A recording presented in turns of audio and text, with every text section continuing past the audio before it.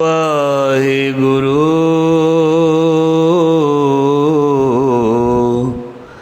ਸਾਹਿਬ ਜੀ। ਆਸਾ ਮਹੱਲਾ ਪੰਜਵਾ। ਆਪੇ ਪੇੜ ਬਸਥਾਰੀ ਸਾਖ,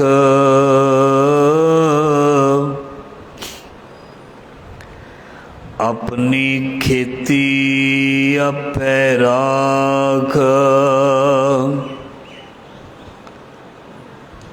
ਜਤ ਕਦ ਪੇਖੋ ਏਕੈ ਉਹੀ,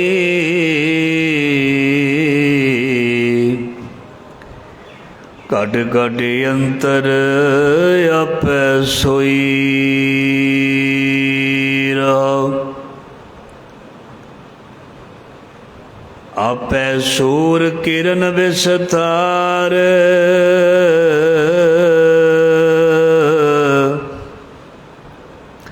ਸੋਈ ਗੁਪਤ ਸੋਈ ਆਕਾਰ।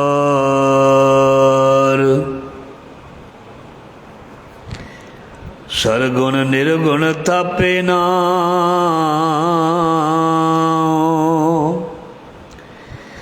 ਦੋ ਮਿਲ ਕੀਨੈ ਕੀਨੋ ਦੋਇ ਮਿਲ ਏਕੈ ਕੀਨੋ ਠਾਉ। ਕਹੋ ਨਾਨਕ ਗੁਰ ਭਰਮ ਭਾਉ ਖੋਇਆ,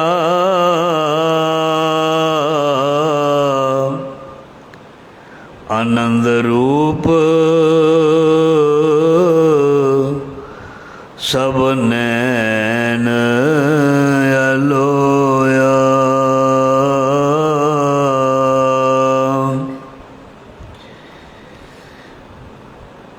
ਆਵੋ ਸਿੱਖ ਸਤਿਗੁਰੂ ਕੇ ਪਿਆਰੇ ਹੋ, ਗਾਵੋ ਸੱਚੀ ਬਾਣੀ।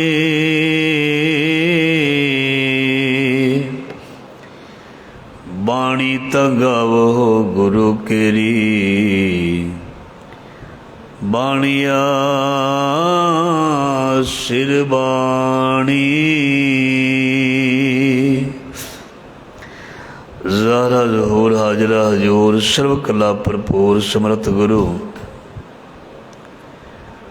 ਲੋਕ ਪਰਲੋਕ ਦੇ ਰੱਖਿਅਕ ਭਗਤ ਵਸ਼ਲ ਗਿਆਨ ਦੇ ਸਾਗਰ, ਗੁਰੂਆਂ ਦੇ ਗੁਰੂ।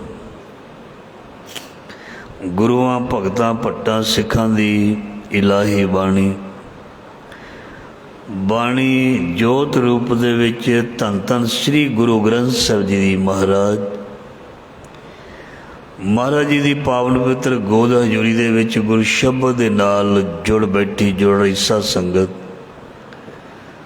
ਧੰਤਾਂ ਦੇ ਯੋਗ ਆਪ ਜੀ ਵਡਭਾਗੇ ਹੋ। ਗੁਰੂ ਸਾਹਿਬ ਨੇ ਮਿਹਰ ਕਿਰਪਾ ਕੀਤੀ ਹੈ, ਦਇਆ ਕੀਤੀ ਹੈ। ਜੀਵਨ ਸਵਾਸ ਉਦਮ ਇਸ਼ਨਾਨ ਤੰਦਰੁਸਤੀਆਂ ਬਖਸ਼ੀਆਂ ਹਨ। ਸੋ ਜਿਸ ਨੂੰ ਐਸਾ ਜੀਵਨ ਮਿਲ ਗਿਆ ਹੈ, ਉਸ ਨੂੰ ਆਪਣੇ ਮਾਲਕ ਦਾ ਸ਼ੁਕਰਾਨਾ ਕਰਨਾ ਬਣਦਾ। ਕਿਉਂਕਿ ਇਹ ਜਿਹੜੀ ਦੇਹੀ ਹੈ, ਮਹਾਰਾਜ ਜੀ ਕਹਿੰਦੇ ਦੇਹੀ ਦੇ ਵਿੱਚ ਐਸੇ ਲੁੱਟਣ ਵਾਲੇ ਚੋਰ ਬੈਠੇ ਹੋਏ ਹਨ, ਜਿਹੜੇ ਉਦਮ ਇਸ਼ਨਾਨ ਨਹੀਂ ਕਰਨ ਦਿੰਦੇ, ਜਿਹੜੇ ਰੱਬ ਦਾ ਨਾਮ ਨਹੀਂ ਲੈਣ ਦਿੰਦੇ, ਅਤੇ ਜਿਹੜਾ ਫਿਰ ਵੀ ਉਦਮ ਇਸ਼ਨਾਨ ਕਰ ਲੈਂਦਾ, ਗੁਰੂ ਦੇ ਦੁਆਰੇ ਆ ਜਾਂਦਾ, ਜਾਂ ਭਜਨ ਬੰਦਗੀ ਕਰਦਾ, ਰੱਬ ਦੀ ਗੱਲ ਸੁਣਦਾ ਜਾਂ ਸੁਣਾਉਂਦਾ। ਉਸ ਕਲਯੁਗ ਦੇ ਵਿੱਚ ਇੱਕ ਬਹੁਤ ਵੱਡਾ ਮਹਾਨ ਇਨਸਾਨ ਹੈ। ਕਿਉਂਕਿ ਬਾਣੀ ਦਾ ਫਰਮਾਨ ਹੈ, ਇਸ ਦੇਹੀ ਅੰਦਰ ਪੰਜ ਚੋਰ ਵਸੇ, ਕਾਮ ਕ੍ਰੋਧ ਲੋਭ ਮੋਹ ਅਹੰਕਾਰ। ਇਹਨਾਂ ਪੰਜਿਆਂ ਦੇ ਹੁੰਦਿਆਂ ਹੋਇਆਂ ਜੇ ਕੋਈ ਕਹੇ ਵੀ ਮੈਨੂੰ ਹੁਣ ਚੈਨ ਮਿਲ ਜਾਏ, ਸ਼ਾਂਤੀ ਮਿਲ ਜਾਏ, ਤੇ ਬੜਾ ਮੁਸ਼ਕਿਲ ਹੈ। ਸੋ ਇਸ ਲਈ ਗੁਰੂ ਸਾਹਿਬ ਮਿਹਰ ਕਰਦੇ ਨੇ, ਇਹਨਾਂ ਤੋਂ ਬਚਾਉਣ ਦੇ ਲਈ ਸਾਨੂੰ ਉਦਮ ਦਿੰਦੇ ਨੇ, ਇਸ਼ਨਾਨ ਦਿੰਦੇ ਨੇ, ਸਤ ਸੰਗਤ ਬਖਸ਼ਦੇ, ਸਾਨੂੰ ਬਾਣੀ ਬਾਣਾ ਬਖਸ਼ਦੇ ਹਨ ਮਹਾਰਾਜ ਜੀ।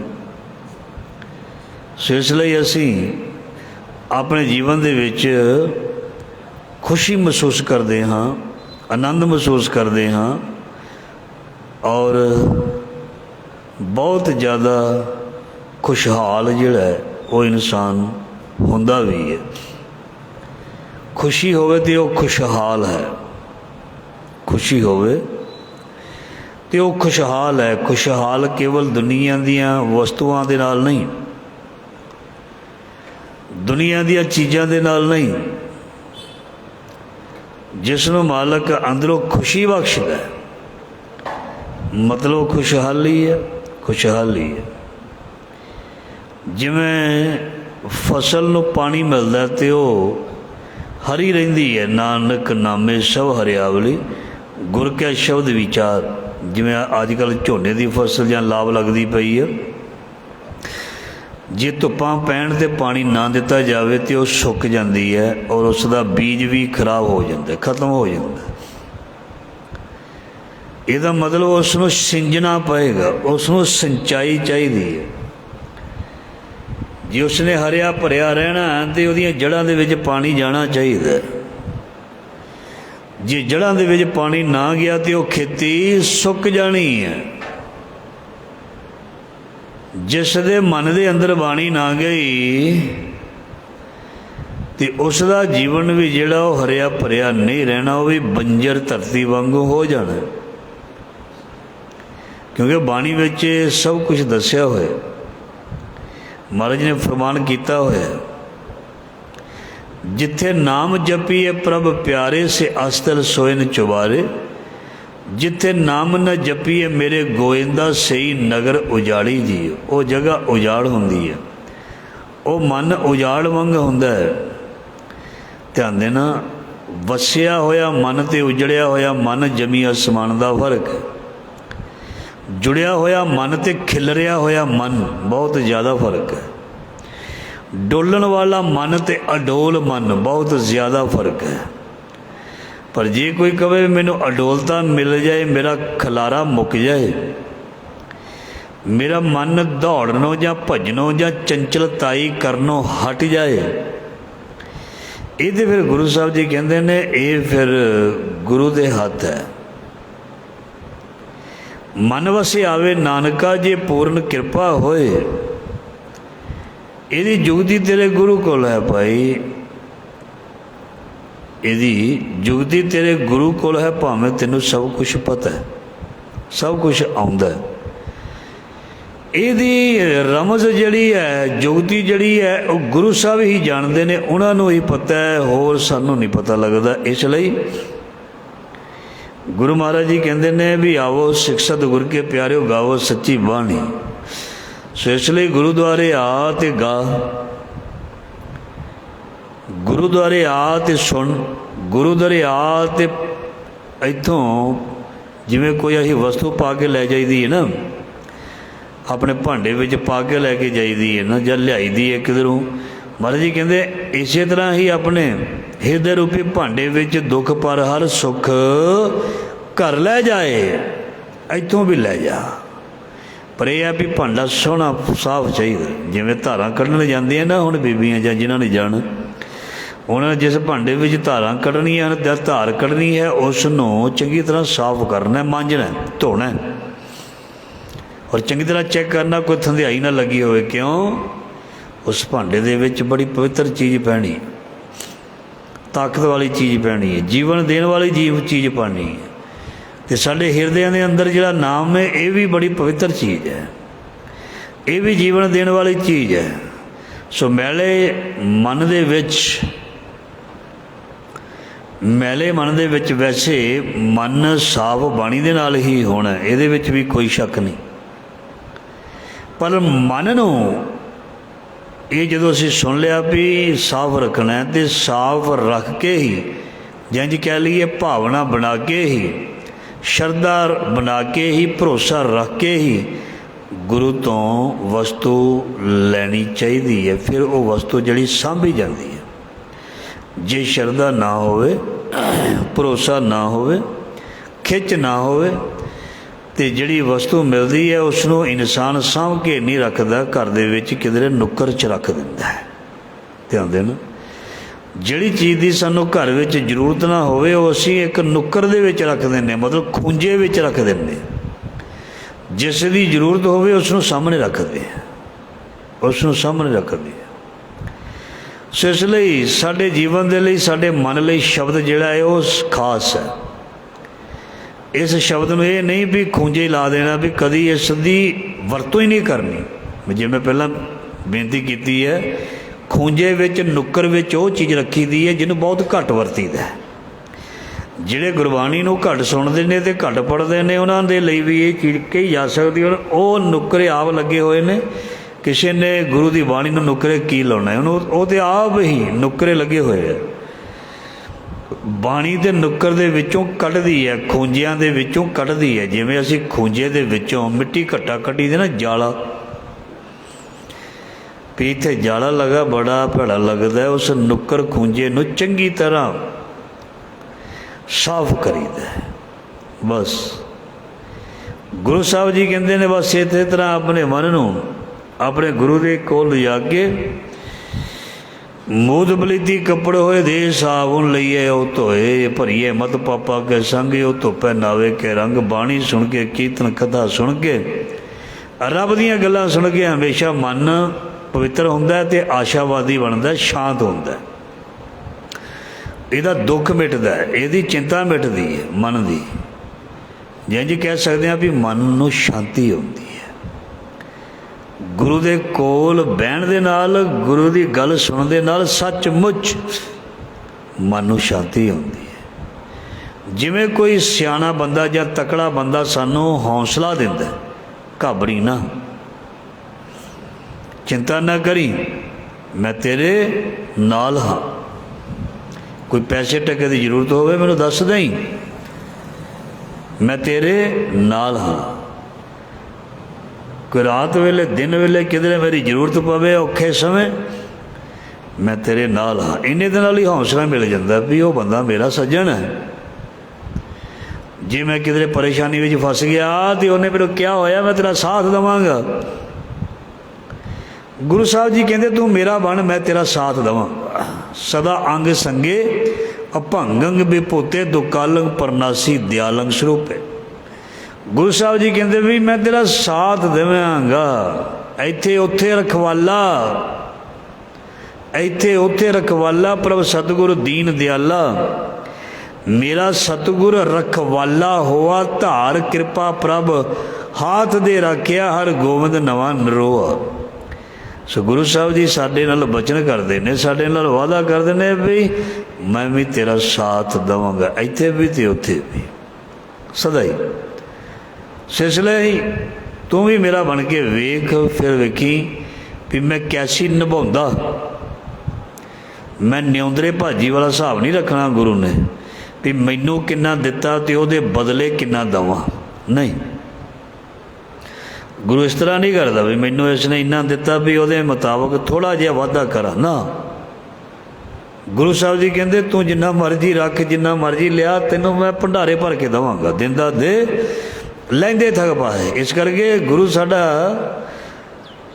ਸਾਡੀ ਆਮ ਸੋਚ ਨਾਲੋਂ ਬਹੁਤ ਅੱਗੇ ਹੈ। ਉਹ ਤੋਲ ਕੇ ਨਹੀਂ ਦਿੰਦਾ, ਸੋਚ ਕੇ ਨਹੀਂ ਦਿੰਦਾ।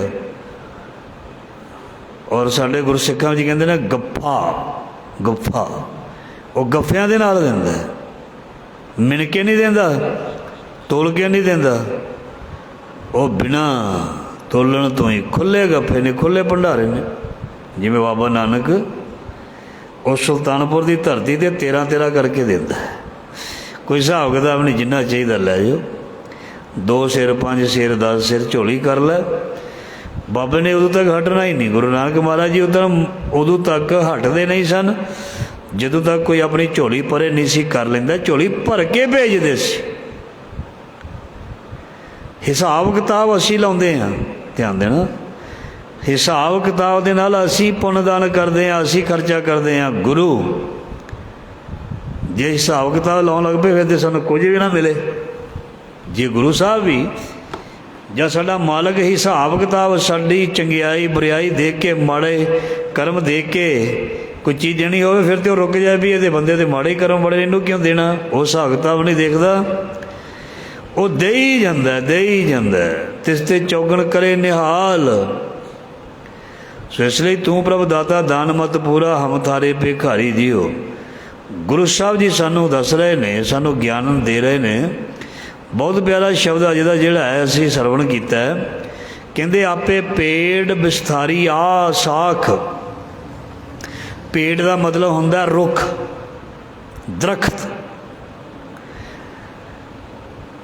ਮਹਾਰਾਜ ਜੀ ਕਹਿੰਦੇ ਉਹ ਪਰਮਾਤਮਾ ਇਸ ਤਰ੍ਹਾਂ ਦਾ ਜਿਵੇਂ ਬਹੁਤ ਵੱਡਾ ਰੁੱਖ ਹੋਵੇ, ਜਿਵੇਂ ਖਾਸ ਕਰਕੇ ਬੋਹੜ ਦਾ ਦਰਖਤ ਅਸੀਂ ਦੇਖਦੇ ਹਾਂ, ਉਹਦੇ ਤਣੇ ਬੜੇ ਲੰਬੇ ਹੁੰਦੇ ਨੇ, ਬੜੇ ਦੂਰ ਦੂਰ ਤੱਕ ਚੌੜਾ ਹੋ ਕੇ ਫੈਲਿਆ ਹੁੰਦਾ, ਉਹਦੀ ਛਾਂ ਵੀ ਬਹੁਤ ਹੁੰਦੀ ਹੈ, ਬੋਹੜ ਦਾ ਦਰਖਤ। ਅਤੇ ਗੁਰੂ ਸਾਹਿਬ ਜੀ ਕਹਿੰਦੇ ਨੇ ਉਹਦੀਆਂ ਜਿਹੜੀਆਂ ਨੇ ਟਹਿਣੀਆਂ ਜਿਹੜੀਆਂ ਨੇ ਬਹੁਤ ਵੱਡੀਆਂ ਵੱਡੀਆਂ ਹੁੰਦੀਆਂ ਨੇ।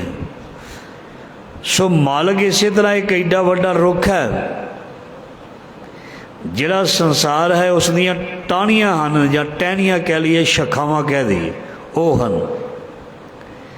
ਪਰਮਾਤਮਾ ਬਹੁਤ ਵੱਡੇ ਇੱਕ ਦਰਖਤ ਦੀ ਤਰ੍ਹਾਂ ਹੈ, ਜਿਵੇਂ ਬਹੁਤ ਸੰਘਣਾ ਭਾਰਾ ਦਰਖਤ ਬੜੀ ਸੰਘਣੀ ਛਾਂ ਦਿੰਦਾ। ਧਿਆਨ ਦੇਣਾ, ਸੰਘਣਾ ਦਰਖਤ ਜਿਹਦੀਆਂ ਟਹਿਣੀਆਂ ਜਿਹੜੀਆਂ ਨੂੰ ਪੱਤੇ ਪੂਰੇ ਲੱਗੇ ਹੋਣ, ਛਾਂਗਿਆ ਹੋਇਆ ਦਰਖਤ ਜਿਹੜਾ ਉਹ ਛਾਂ ਨਹੀਂ ਦਿੰਦਾ। ਜਿਹਦੇ ਪੱਤੇ ਝੜ ਜਾਂਦੇ ਨੇ ਉਹ ਛਾਂ ਨਹੀਂ ਦਿੰਦੇ। ਛਾਂਗਿਆ ਬੂਟਾ ਕਦੀ ਛਾਂ ਨਹੀਂ ਦਿੰਦਾ। ਜਿਸ ਦੇ ਤਣਿਆਂ ਦੇ ਨਾਲ ਪੱਤੇ ਝੂਲਦੇ ਨੇ, ਗੁਰੂ ਸਾਹਿਬ ਜੀ ਕਹਿੰਦੇ ਉਹ ਛਾਂ ਦਿੰਦਾ। ਰੱਬ ਇੱਕ ਛਾਂ ਦੇ ਰੁੱਖ ਵਾਂਗਰ ਹੈ। ਗੁਰੂ ਅਰਜਨ ਦੇਵ ਜੀ ਕਹਿੰਦੇ ਆਪੇ ਪੇੜ ਦਾ ਮਤਲਬ ਰੁੱਖ, ਪੇੜ ਜਿਵੇਂ ਹਿੰਦੀ ਵਿੱਚ ਕਹਿੰਦੇ ਪੇੜ। ਇੱਥੇ ਮਹਾਰਾਜ ਜੀ ਕਹਿੰਦੇ ਆਪੇ ਹੀ ਉਹ ਇੱਕ ਵੱਡੇ ਰੁੱਖ ਦੀ ਤਰ੍ਹਾਂ ਵਿਸਥਾਰੀ ਸਾਖ। ਅਤੇ ਇਸ ਸੰਸਾਰ ਦਾ ਜਿਹੜਾ ਪਸਾਰਾ ਹੈ ਉਹ ਉਸ ਸਾਖ ਦੀ ਤਰ੍ਹਾਂ, ਅਤੇ ਗੁਰੂ ਇੱਕ ਛਾਂ ਦੀ ਤਰ੍ਹਾਂ, ਠੰਡੀ ਛਾਂ, ਮਿੱਠੀ ਛਾਂ। ਆਪਣੀ ਖੇਤੀ ਆਪੇ ਰਾਖ। ਮਹਾਰਾਜ ਜੀ ਕਹਿੰਦੇ ਇਸ ਸੰਸਾਰ ਦੇ ਵਿੱਚ ਜਿਹੜੇ ਕਰਮ ਨੇ ਉਹ ਤੇਰੀ ਖੇਤੀ। ਸੰਸਾਰ ਦੇ ਵਿੱਚ ਜਿਹੜੇ ਕਰਮ ਹਨ ਉਹ ਤੇਰੀ ਖੇਤੀ ਹੈ। ਅਤੇ ਆਪਣੀ ਖੇਤੀ ਨੂੰ ਤੂੰ ਆਪ ਹੀ ਸੰਭਾਲਣਾ, ਆਪ ਹੀ ਵਾਹੁਣਾ, ਆਪ ਹੀ ਬੀਜਣਾ, ਆਪ ਹੀ ਸੁਹਾਗਾ ਚਲਾਉਣਾ, ਅਤੇ ਆਪ ਹੀ ਸਾਂਭਣਾ, ਅਤੇ ਆਪ ਹੀ ਵੱਢਣਾ, ਅਤੇ ਆਪ ਹੀ ਮੰਡੀ ਵਿੱਚ ਸੁੱਟਣਾ। ਮਤਲਬ ਕਰਮ ਕਰਨੇ ਨੇ। ਆਪਣੀ ਖੇਤੀ ਆਪੇ ਰਾਖ। ਧਿਆਨ ਦੇਣਾ, ਸਾਡੇ ਕੋਲ ਜਿਹੜੀ ਪੈਲੀ ਜਾਂ ਖੇਤ ਹੁੰਦਾ, ਜਦੋਂ ਅਸੀਂ ਕਿਸੇ ਨੂੰ ਠੇਕੇ 'ਤੇ ਦੇ ਦਿੰਦੇ ਹਾਂ, ਜਿਸ ਨੂੰ ਠੇਕੇ 'ਤੇ ਦਿੱਤਾ ਹੁੰਦਾ ਫਿਰ ਉਹ ਹੀ ਉਹਦੀ ਵੀ ਦੇਖਭਾਲ ਕਰਦਾ, ਉਹਦੀ ਖੇਤੀ ਹੁੰਦੀ ਹੈ। ਠੇਕੇਦਾਰ ਨੇ ਤਾਂ ਠੇਕਾ ਲੈ ਜਾਣਾ, ਉਹਦੀ ਫਸਲ ਖਰਾਬ ਹੋਵੇ, ਝਾੜ ਵੱਧ ਨਿਕਲੇ, ਘੱਟ ਨਿਕਲੇ। ਗੁਰੂ ਸਾਹਿਬ ਜੀ ਕਹਿੰਦੇ ਆਪਣੀ ਖੇਤੀ ਆਪੇ ਰਾਖ। ਆਪਣੀ ਫਸਲ ਦਾ ਰਾਖਾ ਤੂੰ ਆਪ ਹੈ। ਤੂੰ ਆਪ ਹੀ ਆਪਣੇ ਕਰਮਾਂ ਰੂਪੀ ਖੇਤੀ ਨੂੰ ਦੇਖ ਸੰਭਾਲ। ਮੇਰੀ ਖੇਤੀ ਖਰਾਬ ਤਾਂ ਨਹੀਂ ਹੋ ਰਹੀ। ਜਦੋਂ ਕੋਈ ਕੀੜਾ ਲੱਗ ਜਾਏ ਫਸਲ ਨਾ, ਉਹ ਬੰਦਾ ਦੌੜਾ ਜਾਂਦਾ ਹੈ ਅਤੇ ਦਵਾਈ ਲੈ ਆਉਂਦਾ, ਦਵਾਈ ਦੇ ਸਟੋਰ 'ਚੋਂ, ਅਤੇ ਛਿੜਕਾਅ ਕਰਦਾ। ਪਤਾ ਵੀ ਫਸਲ ਖਰਾਬ ਹੋ ਗਈ ਅਤੇ ਫਿਰ ਥੱਲੇ ਲੱਗ ਜਾਵਾਂਗੇ, ਇੰਨਾ ਖਰਚਾ ਜਿਹੜਾ ਲੱਗਿਆ ਉਹ ਪੂਰਾ ਕਿਵੇਂ ਕਰਾਂਗੇ। ਦੌੜ ਜਾਂਦਾ ਬੰਦਾ। ਅਤੇ ਜਦੋਂ ਕਿਸੇ ਦੀ ਜ਼ਿੰਦਗੀ ਵਿੱਚ ਜਾਂ ਕਰਮਾਂ ਨੂੰ ਕੋਈ ਕੀੜਾ ਲੱਗ ਜਾਏ ਜਾਂ ਤੇਲਾ ਪੈ ਜਾਏ, ਅਤੇ ਉਹਦੀ ਜਿਹੜੀ ਹੈ ਰੱਖਿਆ ਜਾਂ ਉਹਦੀ ਜਿਹੜੀ ਹੈ ਸਾਂਭ ਸੰਭਾਲ, ਜਾਂ ਉਹਦੇ ਉੱਪਰ ਕਿਸੇ ਕਿਸਮ ਦਾ ਜਿਹੜਾ ਛਿੜਕਾਅ, ਉਹ ਵੀ ਸਾਨੂੰ ਬਾਣੀ ਵਿੱਚ ਦੱਸਿਆ। ਜਦੋਂ ਕਿਸੇ ਦੀ ਕਰਮਾਂ ਰੂਪੀ ਖੇਤੀ ਖਰਾਬ ਹੋਣ ਲੱਗੇ, ਜਦੋਂ ਕਿਸੇ ਦੇ ਕਰਮ ਖਰਾਬ ਹੋਣ ਲੱਗਣ, ਕਿਸੇ ਦਾ ਮਨ ਖਰਾਬ ਹੋਣ ਲੱਗੇ, ਮਨ ਮਤਲਬ ਧਿਆਨ ਦੇਣਾ, ਜਦੋਂ ਮਨ ਦਾ ਚੱਲਣ, ਇੱਕ ਚਾਲ ਚੱਲਣ ਕਹਿੰਦੇ ਆ ਨਾ, ਮਨ ਦਾ ਵੀ ਇੱਕ ਚਾਲ ਚੱਲਣ ਹੈ। ਇਨਸਾਨ ਦਾ ਤਾਂ ਚਾਲ ਚੱਲਣ ਹੈ, ਮਨ ਤੋਂ ਹੀ ਸ਼ੁਰੂ ਹੁੰਦਾ ਚਾਲ ਚੱਲਣ। ਜੇ ਮਨ ਦਾ ਚਾਲ ਚੱਲਣ ਚੰਚਲਤਾ ਵਾਲਾ ਹੋ ਚੁੱਕਾ, ਮੈਲਾ ਹੋ ਚੁੱਕਾ, ਤੇ ਇਸ ਦੇ ਚਾਲ ਚੱਲਣ ਨੂੰ ਸਹੀ ਕਰਨਾ ਪੈਣਾ। ਇਹਦੇ 'ਤੇ ਵੀ ਜਿਵੇਂ ਆਪਣੇ ਖੇਤ ਵਿੱਚ ਕੋਈ ਸਪਰੇਅ ਕਰਦਾ, ਇਸ ਮਨ ਨੂੰ ਵੀ ਐਸੀ ਦਵਾਈ ਦੇਣੀ ਪਏਗੀ ਜਿਹਦੇ ਨਾਲ ਇਹ ਮਨ ਠੀਕ ਚੱਲੇ, ਮਨ ਖਰਾਬ ਨਾ ਹੋਵੇ, ਮਨ ਟੁੱਟ ਨਾ ਜਾਏ, ਮਨ ਭੱਜ ਨਾ ਜਾਏ। ਮੇਰਾ ਇਹਦੇ ਨਾਲੋਂ ਮਨ ਟੁੱਟ ਗਿਆ, ਇਹ ਵੀ ਕਹਿੰਦੇ ਹਾਂ ਨਾ ਅਸੀਂ, ਮੇਰਾ ਮਨ ਭਰ ਗਿਆ, ਬਸ ਇਹ ਕਹੀਦਾ ਨਾ। ਤੇ ਜੇ ਇਹ ਚੀਜ਼ਾਂ ਮਨ ਨਾਲ ਜੁੜੀਆਂ ਨੇ ਤੇ ਅੱਜ ਮੇਰਾ ਮਨ ਬਹੁਤ ਪ੍ਰਸੰਨ ਹੈ, ਅੱਜ ਮੇਰਾ ਮਨ ਬੜਾ ਖਿੜਿਆ ਹੋਇਆ ਹੈ। ਜੇ ਇਹ ਚੀਜ਼ਾਂ ਹਨ ਤੇ ਫਿਰ ਇਹਦਾ ਮਤਲਬ ਵੀ ਕਰਮਾਂ ਦੀ ਖੇਤੀ ਹੈ। ਇਸ ਖੇਤੀ ਨੂੰ ਗੁਰੂ ਸਾਹਿਬ ਜੀ ਕਹਿੰਦੇ ਤੂੰ ਬਚਾ ਕੇ ਰੱਖਣਾ, ਤੇ ਇਹ ਜਿਹੜੀ ਖੇਤੀ ਹੀ ਤੇਰੇ ਅੱਗੇ ਕੰਮ ਆਏਗੀ। ਇਹਾਂ ਖਾੜ ਚਲੋ ਹਰ ਲਾਹਾ ਆਗੇ ਵਸਨ ਸੁਹੇਲਾ, ਜਤ ਕਤ ਪੇਖੋ ਇੱਕ ਹੈ ਉਹੀ। ਸੋ ਜਿੱਧਰ ਵੀ ਤੂੰ ਦੇਖੇ ਤੈਨੂੰ ਪ੍ਰਮਾਤਮਾ ਨਜ਼ਰ ਆਵੇ ਜਾਂ ਆਉਣਾ ਚਾਹੀਦਾ ਜਾਂ ਪ੍ਰਮਾਤਮਾ ਨਜ਼ਰ ਆਉਂਦਾ, ਜਤ ਕਤ ਪੇਖੋ ਇੱਕ ਹੈ ਉਹੀ, ਘਟ ਘਟ ਅੰਤਰ ਆਪੈ ਸੋਈ ਰਹਾਓ।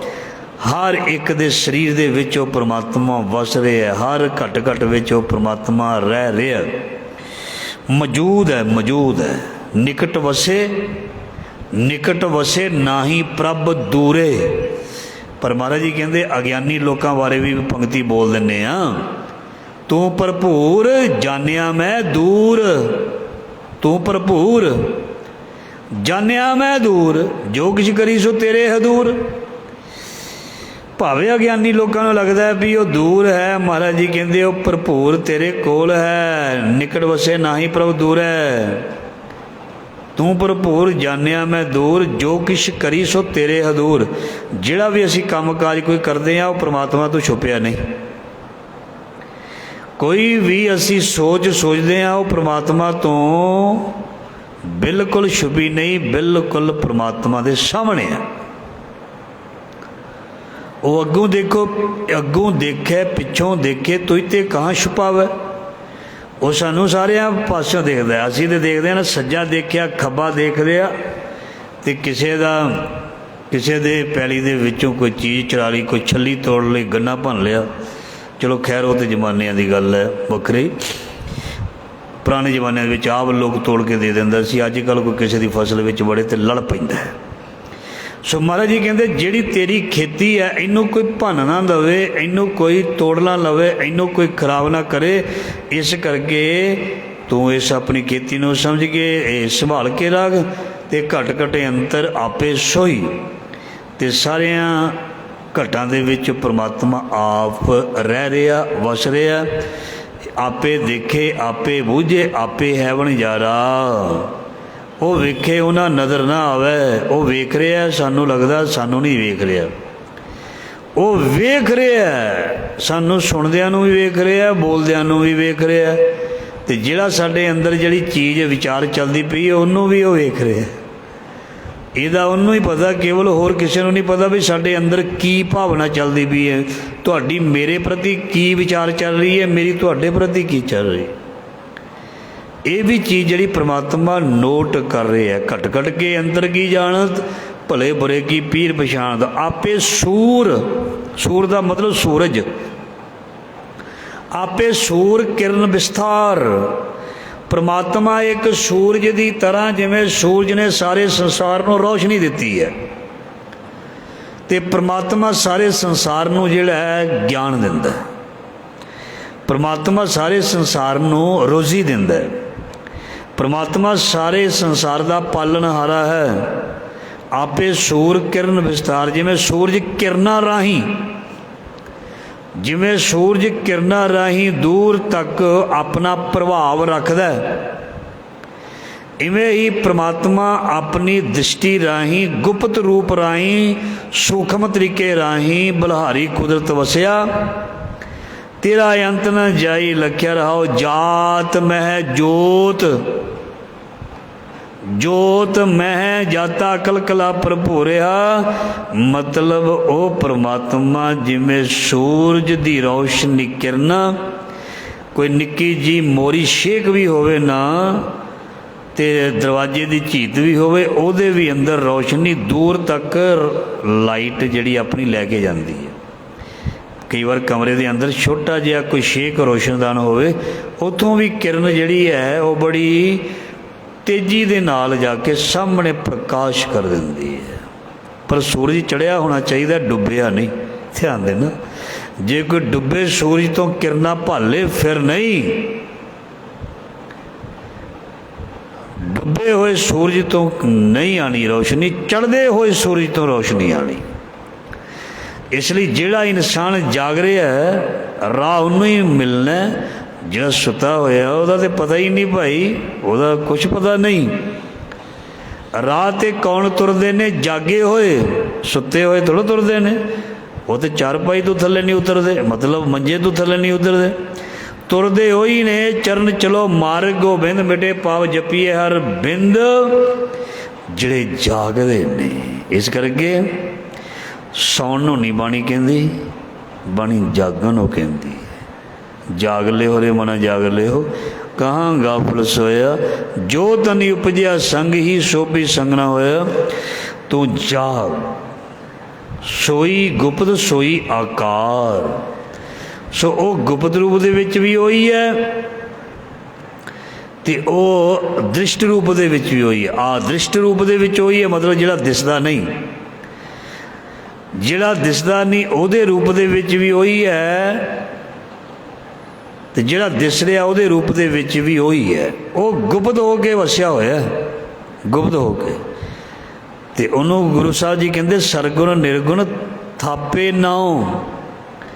ਅਤੇ ਉਹ ਪ੍ਰਮਾਤਮਾ ਜਿਹੜਾ ਹੈ ਸਰਗੁਣ ਨਿਰਗੁਣ ਰੂਪ ਦੇ ਵਿੱਚ ਜਿਹੜਾ ਹੈ ਉਹ ਇਸ ਸੰਸਾਰ ਦੇ ਵਿੱਚ ਆਪਣੀ ਡਿਊਟੀ ਜਾਂ ਆਪਣੇ ਆਪ ਨੂੰ ਸਥਾਪਿਤ ਕਰਦਾ।